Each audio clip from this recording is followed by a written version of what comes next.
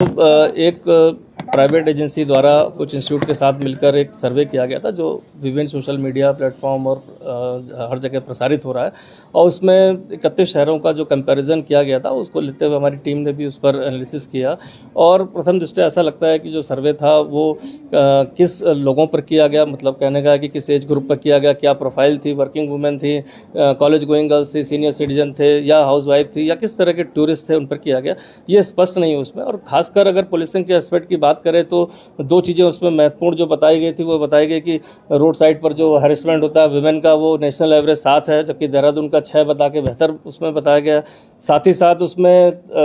बताया गया है कि जो महिलाएं हैं वो 33% देहरादून में संतुष्ट हैं पुलिस की पेट्रोलिंग और इससे सेंस ऑफ सिक्योरिटी होती है, जबकि जो फर्स्ट शहर दिखाया गया उसमें 11% खाली महिलाओं की संतुष्टि पुलिस पेट्रोलिंग और उससे है। तो कहीं ना कहीं ये बहुत ज़्यादा बड़ा कन्फ्यूजन क्रिएट करता है। और खासकर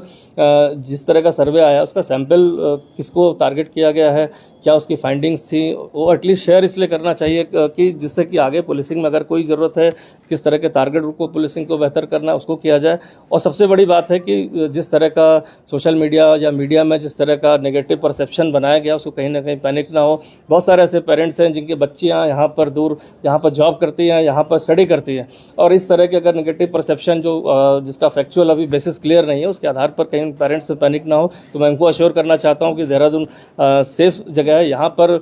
सभी के लिए, खासकर बच्चियाँ महिलाओं के लिए 112 नंबर जिसका रिस्पांस टाइम 13 से 14 मिनट भी नहीं है, 13 मिनट्स कुछ सेकेंड से जहाँ पर police on an average call पर पहुँच जाती है। खासकर यहाँ पर गौरा शक्ति ऐप है जहाँ पर 16,000 महिलाओं ने, वर्किंग वुमेन ने उसको डाउनलोड किया हुआ है, जिससे तुरंत उनको कोई पुलिस की ज़रूरत हो, शिकायत हो तो कर सकते हैं। तो बहुत सारे हम लोग मेजर्स लेते हैं जो महिलाओं की सुरक्षा, बच्चियों की सुरक्षाओं के लिए हैं। खासकर CCTV कवरेज को भी इसी जगह जगह लगाया गया। 14,000 से ज़्यादा प्राइवेट CCTV का गूगल मैपिंग करके हमारे पास है डेटा, जिस पर हम तत्काल अगर हमें कहीं कोई चीज़ देखनी तो हम देख सकते हैं। तो महिला सुरक्षा या बच्चियों की सुरक्षाओं को लेकर संवेदनशील है देहरादून पुलिस। और जिस तरह के अभी एक प्राइवेट एजेंसी द्वारा ये आंकड़े दिए गए हैं तो ये भी विचारणीय है, इसलिए उनको नोटिस देकर इसमें बुलाया जा रहा है, जिससे कि क्या सैंपल सर्वे था, किस तरह की बातें निकल के आए, क्वेश्चनर क्या था, क्योंकि क्वेश्चनर था, क्या डायरेक्ट इंटरेक्शन हो, जैसा भी पता चला सिर्फ फ़ोन के माध्यम से ऑडियो विजुअल ही 400 करीब लोगों को उनका कुछ क्वेश्चन के माध्यम से पूछ कर ये आंकड़े जारी किए गए। तो ये जानना बहुत ज़रूरी है, तो इसलिए जो है उनको भी नोटिस दिया जा रहा है। साथ ही साथ जो हमारा जो